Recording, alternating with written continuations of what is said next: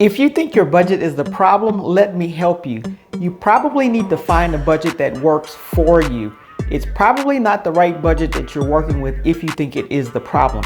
And while you will go out and try to find the right budget, let me help you with a few budgeting tips that will work with any budget.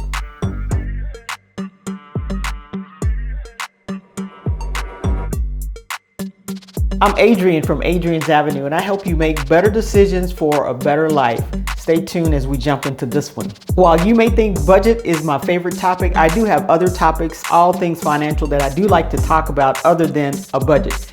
But the budget is a critical factor in your finances, and you need to understand this. And so the thing is, you need to get a budget that works for you and not against you. Something that you will stick with and hang on to make the difference in your life. The first tip I'll give you is knowing the difference between a necessity and a want. Something that you need versus something that you just want.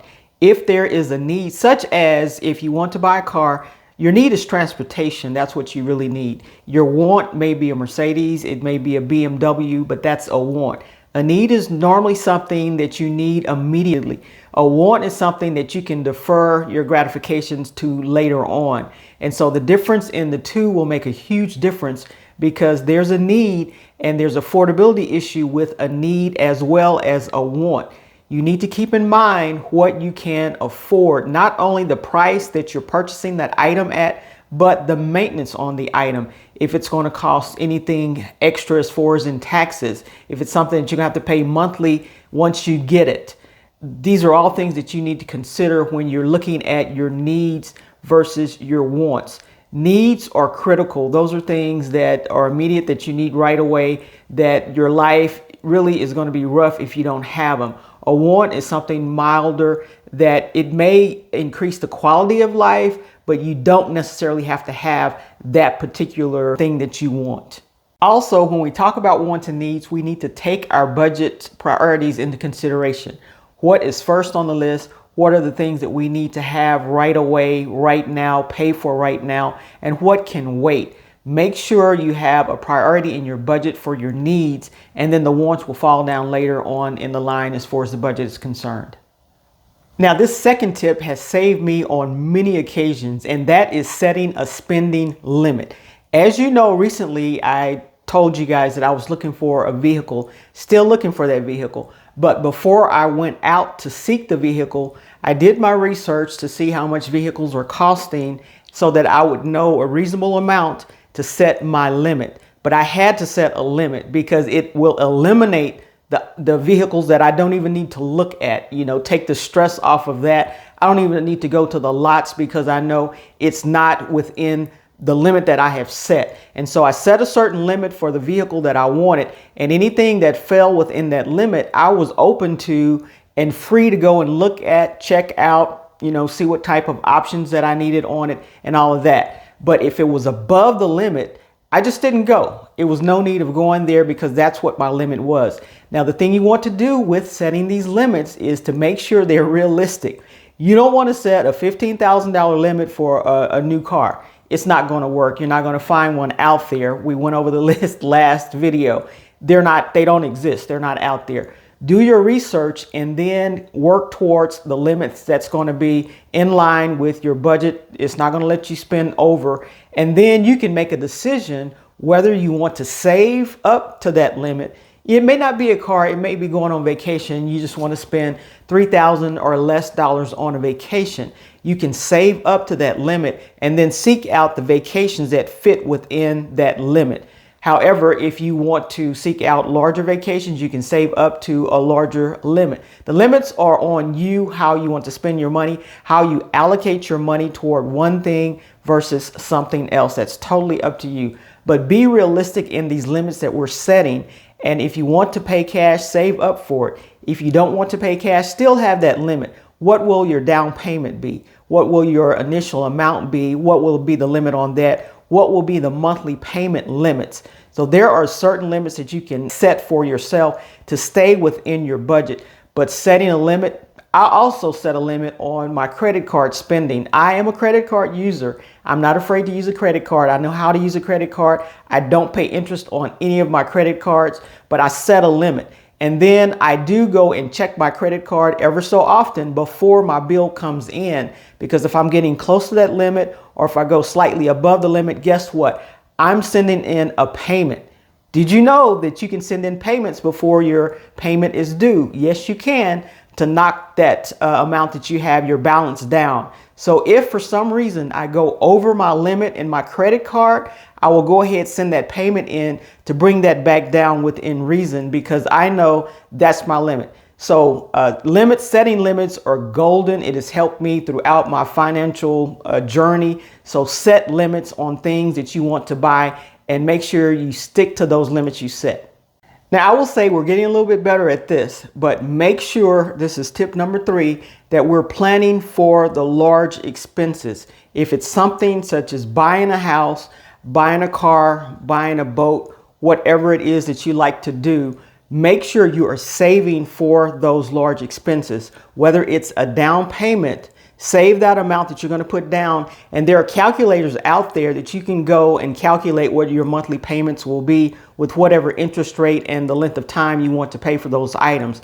Don't let the salesperson at any of these places, whether it's a house, whether it's a car dealership, don't let them tell you the things that you need to know before you go in there. You need to be armed. You need to have your ammunition together and know exactly what it should be. So if they tell you something wrong, you can give them side eye and look at them, because you know that's not right. You've already made the calculations out.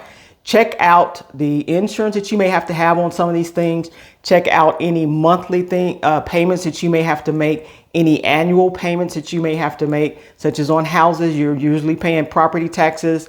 You're usually paying insurance, and that can come out in your monthly payments, or you can pay it for yourself on an annual basis. And so check out all of these things before you get into something, especially the maintenance, the cost of owning these things, whether it's a house, a car, a boat. You know, if you want to buy an airplane, there's going to be a hangar fee that you have to pay on a monthly basis. You may have to pay something to be a member of association for the airplane. Make sure you have all this lined up, because you buy something doesn't mean that that's the end of it. And you pay, you'll pay the $5,000 or $10,000 and that's it. No, there's some other things that come attached to it, as well as just normal maintenance, putting gas in your car, getting the oil changed. That's going to cost you something at some point in time. If you buy a new vehicle, they may carry you for a year or so, but after that, they're going to start charging you for these maintenance. And if something were to break, you're going to have to pay for that. Consider all this before you jump over and off into something that's large. So make sure you're considering all these expenses and plan out if you're going to buy something that costs quite a bit of money. Now, this will be the absolute easiest tip that I give you of the day, and that's to hit that like button and that subscribe button, and also make a comment. Maybe you have a tip that you use that's very easy that will help everyone else. Make a comment and let me know what tips you're using.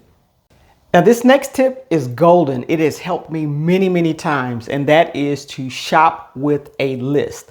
When I get in trouble is when I get off of the list, because I will write a list down.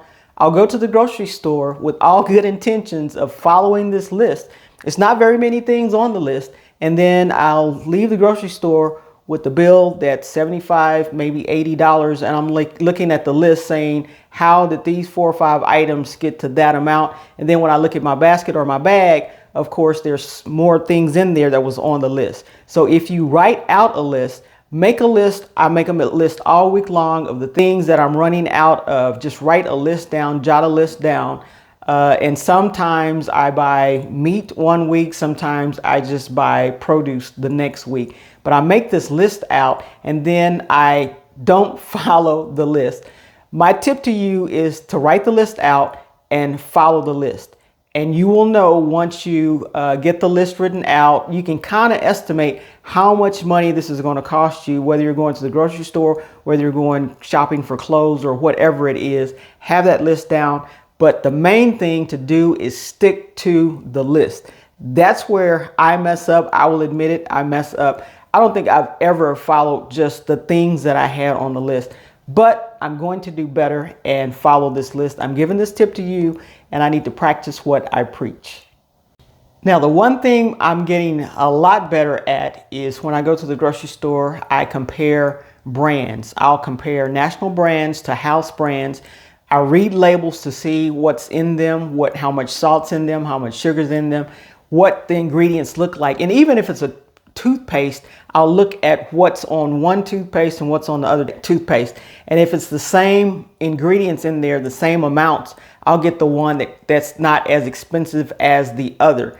So it's a good thing to compare some things such as toilet paper or paper towels, things like that, tissue, those things. You can look at them, you can try a brand and use it and see if that's something, even tissue, sometimes it's a little rougher if you get an off brand, but sometimes these house brands are just as good as the national brands, but they're a lot less expensive. And so if you compare items, just take a little time, because once you know what you like, you can choose from, because I've switched from national brands to house brands because I like them even better, or they're the same quality and I'm saving money on buying the house brand rather than buying the national brand. And if sometimes when you go into the grocery stores, there are actually coupons for some of these house brands. And so look and compare prices. Don't only look at eye level, because the key there is the grocery stores will put things at eye level that they want you to buy. There may be the very same items that the same ingredients down lower, because people don't want to bend down and look down there, but look lower to see if you can find something at a better price. And if you can, it's worth the exercise of reaching down and grabbing that item and comparing the ingredients. Look at the back of it. I look at the tags to see per ounce, how much am I spending? Because some of them have different amounts of liquid in it. Some of them have different sizes to them. And so a good comparison is how many ounces or how many pounds you're spending per pound or per ounce on that item. And so that will help you too. But learn to read. Just take a little time, because once you get into it, you'll know exactly what to go and pick up and what to buy, because that's the brand you normally use. And unless prices are changing a bit, you don't have to really inspect that much every time you go to the grocery store. Once you get into the habit of this is what I'm going to spend, if the price stays the same, it's probably still a good deal. But get into the habit of comparing items, not just going grabbing something because that's the way you've always used that product. As far back as I can remember, there have been coupons.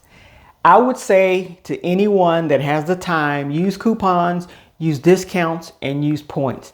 The coupons, you can get them in the mail. You can go online and grab coupons for certain things. Look for those before you purchase, because I have made purchases and then gone online and found a coupon that would have saved me 15, 10, 20% on something that I purchased. And it was too late then because I've already bought it. Even online, you can go on and find coupons, discount coupons that you can use on things that you really need to buy. As a realtor, I buy cards that I mail out. And one time I usually go into this one place that I buy my cards and just order it. It's a business expense, just order it and let it go. This one time I said, you know what, let me see if I can find a discount code, because it asked for, when I was getting ready to check out, the discount code. And I'm like, well, I didn't get an email with the discount code, but let me just put in discount codes for this certain site.